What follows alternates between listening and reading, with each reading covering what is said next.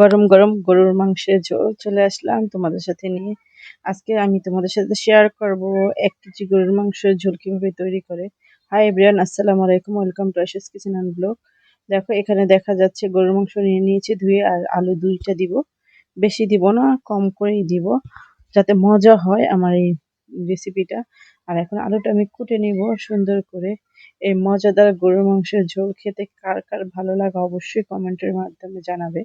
আমার কিন্তু গরম ভাতের সাথে প্রচুর পরিমাণে ভালো লাগে। আমার ঘরে কিন্তু সবাই শখ করে খায়, বিশেষ করে তোমার ভাইয়া আর আমি। আমাদের কিন্তু অনেক পছন্দ, তোমার ভাইয়ার অনেক পছন্দ করে খায়। তাই প্রতিদিন প্রায় সময় রান্না করি, আমি শেয়ার করি না। আজ মনে হলো যে তোমাদের সাথে একটু শেয়ার করি। এই দেখো আলুটা কেটে নিয়েছি অফ ক্যামেরায়, আর মাংসটা রেডি। এখন চুলায় চলে যাব, পেঁয়াজ কিন্তু বসিয়ে দিছি অলরেডি। আর তোমাদের সাথে একটু শেয়ার করবো বলে তাই দেখাই নাই। এই যে এখানে দেখো পেঁয়াজ কুচি করে নিয়েছি, তেল দিয়ে পেঁয়াজটা বসিয়ে দিয়েছি, সাথে গরম মশলা দিয়ে দিয়েছি পরিমাণ মতন, আর একটু লবণ দিয়ে দিলাম যাতে আমার পেঁয়াজটা জলদি হয়ে যায় এই জন্য। আর এইভাবে গরুর মাংস রান্না করলে আমার তো অনেক পছন্দ। আর তেজপাতা দিয়ে দিলাম, আর গরম মশলা আগিয়ে দিয়েছিলাম, তেজপাতা তেজপাতা দিয়ে দিলাম। এভাবে যদি আমরা গরুর মাংস রান্না করি, একবারে চেটে পুটে খেয়ে নেবে, সবাই মজা করে খাবে।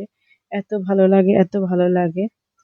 দেখো আমি কিন্তু প্রায় মশলাটা কষিয়ে রান্না করবো, যেহেতু গরুর মাংস রান্না করবো আজকে। তাই আমি কিন্তু বেশিরভাগ গরুর মাংস রান্না করি কষানো ছাড়া, হাতে মেখে। এখানে যে 1 চামচ হলুদ দিয়েছি, একদম সাধারণ উপকরণে আমি এই পাতলা গরুর মাংসের ঝোলটা রান্না করব। আর মরিচের গুঁড়া দিলাম, আর বেশি কিছু তেমন দিব না। আর আদা বাটা, একদম অল্প উপকরণে মজাদার পাতলা গরুর মাংসের ঝোলের রেসিপি আজকে দেখাবো। আর এইভাবে যদি রান্না করো, উফ, সেই লাগবে খেতে। আর এই গরমে অনেক সময় কিন্তু মশলা বেশি খেতে ইচ্ছে করে না, তাই আমরা যদি অল্প মশলা দিয়ে এভাবে গরুর মাংস রান্না করে খাই, তাহলে কিন্তু খুব ভালো লাগবে। অনায়াসে খেয়ে নিব, এত মজা এত মজা। একটু কষিয়ে নিলাম আমি পেঁয়াজটা। আর এখানে কিন্তু পেঁয়াজের সাথে আমি একটা রসুন কুচি করে দিয়েছি। ওটা দিলে কিন্তু টেস্টটা বেড়ে যায়, এই জন্য আমি আদা বাটাও দিয়েছি, যে রসুনও কুচি করে দিয়েছি। দেখো একদম মশলাটা কিন্তু কষানো হয়ে গেছে।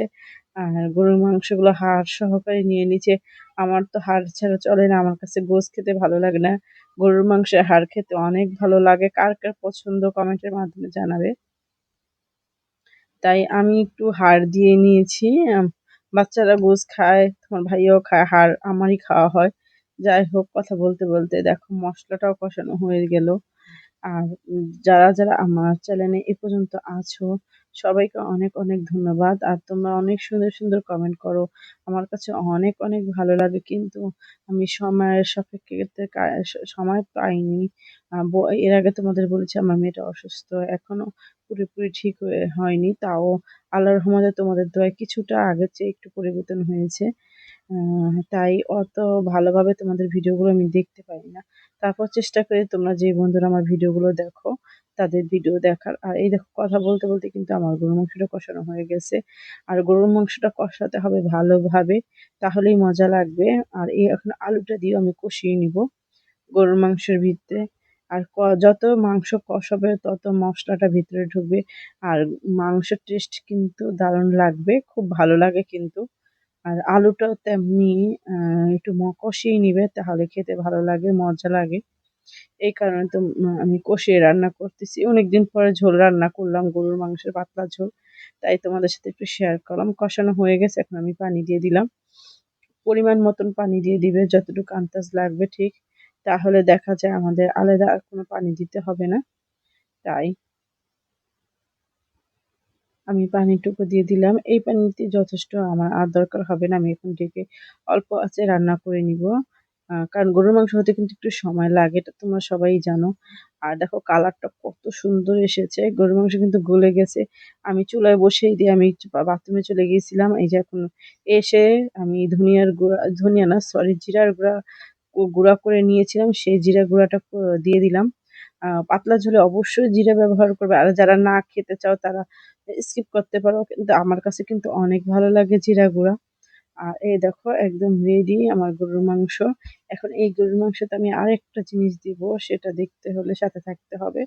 দেখো আমি কি দিই। এখানে আমি একটু কাঁচামরিচ অ্যাড করব, আর হলো একটু শুকনো মরিচ দিব।